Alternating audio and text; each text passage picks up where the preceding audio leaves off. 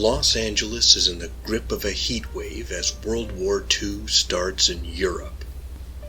Chrissy Montgomery, heiress to her family's enormous fortune, disappears after her engagement party.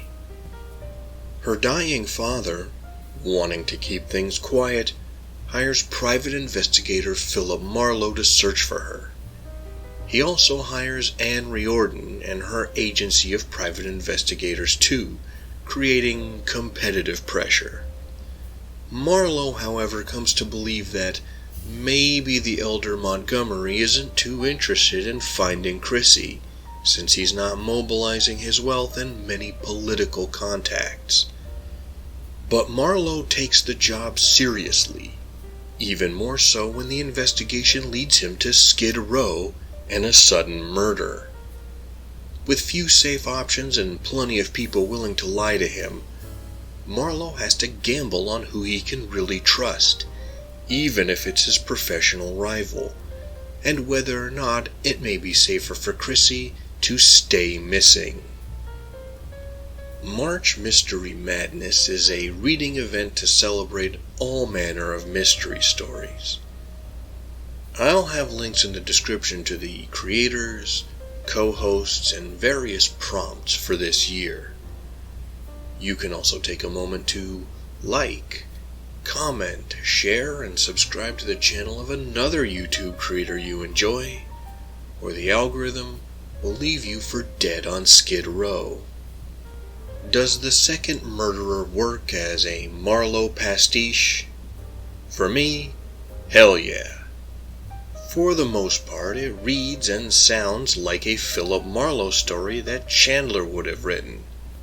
Denise Mina does an admirable job of taking on Chandler's style without making it sound like parody, which isn't an easy feat. Nor does she do the disservice of altering the character and setting so much that they become unrecognizable. In these regards, I admire her restraint and talent. The early goings of this novel have a few broad plot similarities to The Big Sleep and The High Window, and the character of Anne Riordan returns from Farewell, My Lovely. The uncanny weather in the short story Red Wind has its echoes in this novel too. In the already loose chronology of the Philip Marlowe stories, this one is set a few years after Farewell, My Lovely, but before The Lady in the Lake, and I suspect there is a reference to a character in The Lady in the Lake toward the end of this novel. None of these shared traits or references are necessary to enjoy The Second Murderer, but it did add some depth and texture, helping me enjoy the book even more. I have a conflicted history with Marlowe pastiche, but this one worked for me. The novel is successful on its own, even without any prior experience with Raymond Chandler's novels and short stories.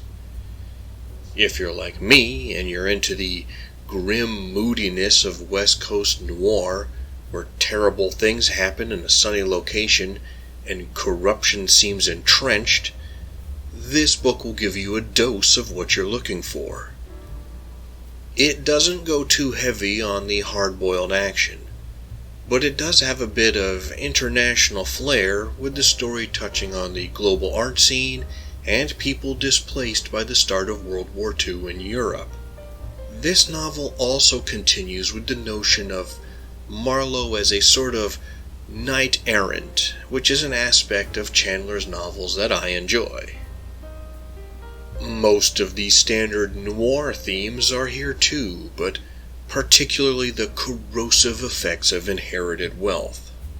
As with some of the other Marlowe stories, there are well-founded suspicions about what wealthy people think they're buying when they hire someone. None of the characters come across as saints, but the rich, connected characters are often shielded from the repercussions of their actions. In fact, a plot point in the book hinges on characters believing this notion that wealthy people will be protected by their money and powerful friends. What else should you check out if you enjoy The Second Murderer? I'd say Raymond Chandler's original Philip Marlowe novels if you haven't read them already, especially the ones I mentioned earlier in this video because of their connections to this book.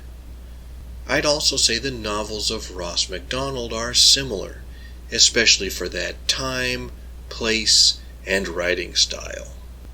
But what do you, the audience at home, think? Have you read The Second Murderer? How do you think it compares to Raymond Chandler's novels, or even other pastiche featuring Philip Marlowe? I'm not familiar with Mina's other works, so I'll take recommendations if you're more knowledgeable. Feel free to share your thoughts in the comments. Thank you for taking the time to listen to my peculiar notions. If you appreciate this channel and want to support it, you know what to do. You can also check out other videos about March Mystery Madness. Until next time, read some good mystery stories. Live and be well.